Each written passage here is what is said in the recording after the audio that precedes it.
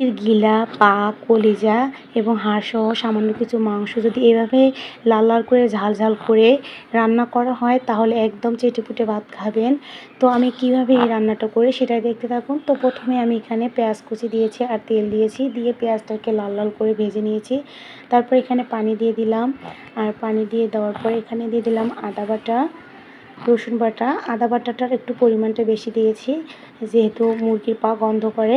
তারপরে এখানে আমি দিয়ে দিলাম লবণ, হলুদ, গুঁড়ো মরিচের গুঁড়া। এখন মশলাগুলো দিয়ে এখন একটু নেড়েচেড়ে মশলাটাকে কষিয়ে নেব। তো মশলাটা এভাবে নেড়েচেড়ে একটু কষানোর মতো হলে তারপর এখানে আমি দিয়ে দিব জিরা গুঁড়া, ধনিয়া গুঁড়া আর শেষেতে গরম মশলা গুঁড়া।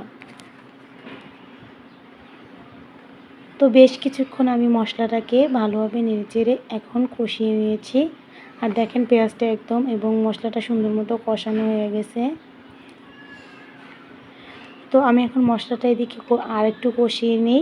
আর সেই সাথে দেখেন আমি এখন মুরগির পা গিলা এবং মাংসগুলো সুন্দরভাবে দেখেন কেটে ধুয়ে পরিষ্কার করে নিয়েছি। আর পাগুলো একটু চুলায় দিয়ে পুড়িয়ে নিয়েছি, এতে করে মুরগির পায়ের যে গন্ধটা থাকবে না এবং খেতেও খুব ভালো লাগবে।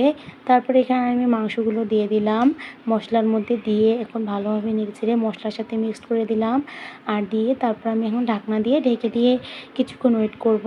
তো কিছুক্ষণ পর দেখেন একদম মাংস থেকে তেল উঠে আসছে। তো এখন আমি ভালোভাবে নেড়েচেড়ে আর একটু এখানে তেল দিয়ে দিলাম। আর এই রান্নায় একটু তেলের পরিমাণটা বেশি দিলে খেতে খুবই মজা লাগে। তো তারপর এখানে আমি কাঁচামরিচ কয়েকটা দিয়ে দিলাম।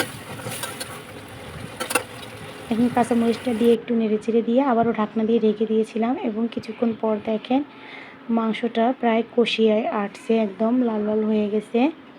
তো আমি আরও কিছুক্ষণ কষিয়ে নেব। তো কিছুক্ষণ পর যখন এইরকমভাবে একদম লাল লাল হয়ে একদম কষানো হবে, আর দেখেন কতটা কষাটা সুন্দর হয়েছে, খেতে এখনই খেতে মন চাইছে। তারপর এখানে আমি সামান্য পানি দিয়ে দিলাম। আর পানি দিয়ে এখন মাংসটাকে সিদ্ধ করে নেব। যেহেতু মুরগির পা একটু হাড় সিদ্ধ হতে সময় লাগবে, তাই একটু বেশি করে পানি দিয়েছি। তো তারপর দেখেন মাংসটা কিছুক্ষণ পর সিদ্ধ হয়ে আসছে। তো আমি আরেকটু নেড়েচেড়ে মাংসটাকে আরেকটু লাল লাল করে কষিয়ে নেব, নিয়ে তারপর আমি এখানে ঝোলের পানি দিয়ে দেবো। তো তারপর এখানে আমি ঝোলের পানি দিয়ে দিলাম।